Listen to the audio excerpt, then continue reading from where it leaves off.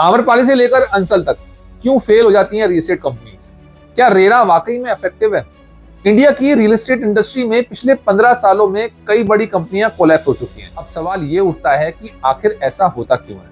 ऐसा क्या रीजन है कि ये कंपनीज बायर से पैसा लेने के बावजूद प्रोजेक्ट को कंप्लीट नहीं कर पाती? एडवर्टीजमेंट्स में चमचमाते टावर्स, लश ग्रीन पार्क्स और बच्चों के लिए प्ले एरिया देखकर लोग सपने संजो लेते हैं और एक बेहतर लाइफ की चाहत में लोग अपनी life savings real estate companies को दे देते हैं। फिर शुरू होता है इंतजार, सालों तक, और ना तो वो अपने घर के मालिक बन पाते हैं और ना ही उनकी हार्ड अर्न्ड सेविंग जो है वो वापस मिलती है।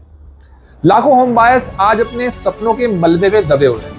कभी आसमान छूने वाली आम्रपाली और अंसल जैसी कंपनीज उनकी उम्मीदों को कुचलकर धूल में मिला चुकी हैं। आम्रपाली ग्रुप की शुरुआत 2003 में हुई थी। अनिल शर्मा के लीडरशिप में इस कंपनी ने नोएडा और ग्रेटर नोएडा में अफोर्डेबल और लग्जरी हाउसिंग प्रोजेक्ट्स की बाढ़ सी ला दी थी। एड्स में बड़े बड़े प्रोमिसेस, महेंद्र सिंह धोनी जैसे ब्रांड एम्बेसडर्स और अट्रैक्टिव बिल्डिंग की इमेजेस ने आम्रपाली को देश की टॉप रियल एस्टेट कंपनीज में शामिल कर दिया था। 2015 तक कंपनी 50 से ज्यादा प्रोजेक्ट्स पर काम कर रही थी और लगभग 42,000 बायर्स ने इसमें इन्वेस्ट किया था, लेकिन फिर सब कुछ डाउनहिल चला गया।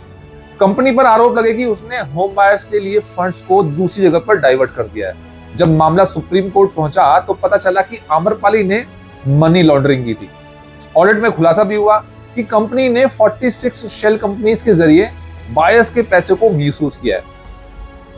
2019 में सुप्रीम कोर्ट ने आम्रपाली का रेरा रजिस्ट्रेशन जो है वो कैंसिल कर दिया और इसके अधूरे प्रोजेक्ट्स को कंप्लीट करने की responsibility national building construction corporation NBCC को दे दी।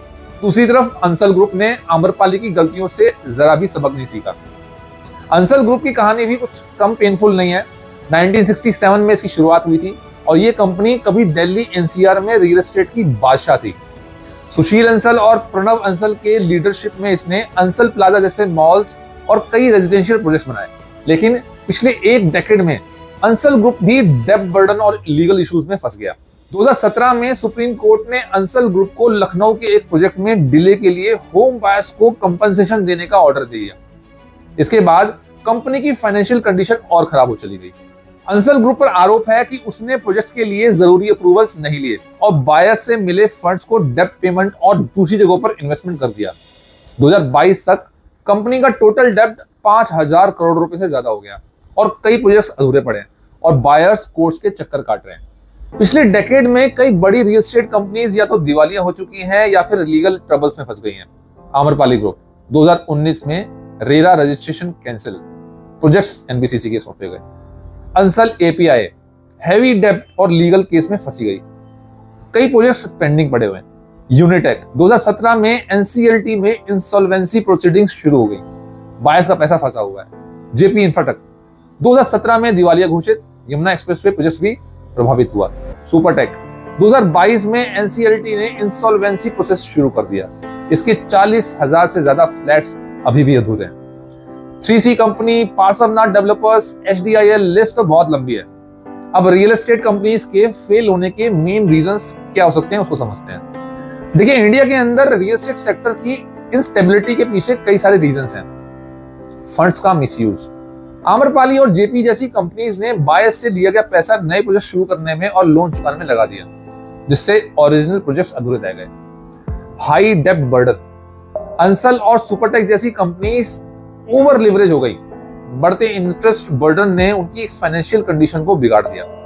रेगुलेटरी अप्रूवल्स में डिलेस, देखिए इंडिया में रियल एस्टेट प्रोजेक्ट्स को शुरू करने के लिए मल्टीपल अप्रूवल्स चाहिए होते हैं, जिसमें 2 साल तक का समय लग सकता है। इससे प्रोजेक्ट कॉस्ट बढ़ जाती है और टाइमली डिलीवरी होना मुश्किल हो जाता है। मार्केट स्लो डाउन, अब 2016 के बाद डिमोनेटाइजेशन और GST जैसे इकोनॉमिक रिफॉर्म्स के कारण प्रॉपर्टी डिमांड लो गई, जिससे कंपनीज की इनकम रिड्यूस हो गई। लैक ऑफ ट्रांसपेरेंसी, कई कंपनीज बायर्स को कंप्लीट इंफॉर्मेशन नहीं देती, जिससे लीगल डिस्प्यूट्स बढ़ जाते हैं और प्रोजेक्ट्स रुक जाते हैं। लेकिन क्या ऐसे में रेरा वाकई में इफेक्टिव साबित हुआ है? 2016 में real estate regulation and development act RERA home buyers को प्रोजेक्ट करने के लिए लाया गया। अब इसका मकसद बिल्डिंग्स को अकाउंटेबल बनाना था, ट्रांसपेरेंसी लाना था और प्रोजेक्ट्स की टाइमली डिलीवरी सुनिश्चित करना था। लेकिन ग्राउंड रियलिटी कुछ और ही कहती है। Delayed justice. देखिए, रेरा के तहत केसेस रजिस्टर तो होते हैं, लेकिन डिसीजंस इंप्लीमेंट होने में काफी समय लग जाता है। इसके अलावा एग्जीक्यूशन इश्यूज, कई स्टेट्स में रेरा अथॉरिटीज कमजोर हैं और बिल्डर्स पर एक्शन लेने में स्लो हैं। रेरा के पास एनफोर्समेंट की पूरी पावर नहीं है, जिससे कई सारे बिल्डर्स लूप होल्स का फायदा उठा लेते हैं। अब क्या सुप्रीम कोर्ट ने बायर को जस्टिस दिलाया? देखिए, सुप्रीम कोर्ट ने आम्रपाली जैसे केसेस में होम बायर्स को रिलीफ देने के लिए स्ट्रॉन्ग स्टैंड लिया, लेकिन जस्टिस मिलने में कई साल लग गए। एनबीसीसी को प्रोजेक्ट्स पूरा करने की रिस्पॉन्सिबिलिटी दी गई, लेकिन बायर्स को अभी भी पोजीशन मिलने में डिले हो रहा है। रियल एस्टेट सेक्टर में बायर्स को सेफ रखने के लिए सिर्फ रेरा की ही काफी नहीं होता, जरूरी है गवर्नमेंट स्ट्रिक्ट मॉनिटरिंग करे, अप्रूवल्स प्रोसेस फास्ट ट्रैक करे और बिल्डर्स को अकाउंटेबिलिटी के लिए फोर्स करे। अब जब तक ऐसा नहीं होता, होम बायर्स के सपने इसी तरीके से अधूरे रहेंगे। डिस्कशन बहुत लंबा है, पर आपके रियल एस्टेट की जर्नी में आप अकेले पड़ जाते हैं जब आपका खुद का डिसीजन गलत हो जाता है और इन्वेस्टमेंट ब्लॉक हो जाता है। रियल एस्टेट विज्ञान आपको सही डिसीजन लेने में हमेशा गाइड करता रहेगा। आप हमसे जुड़े रहें।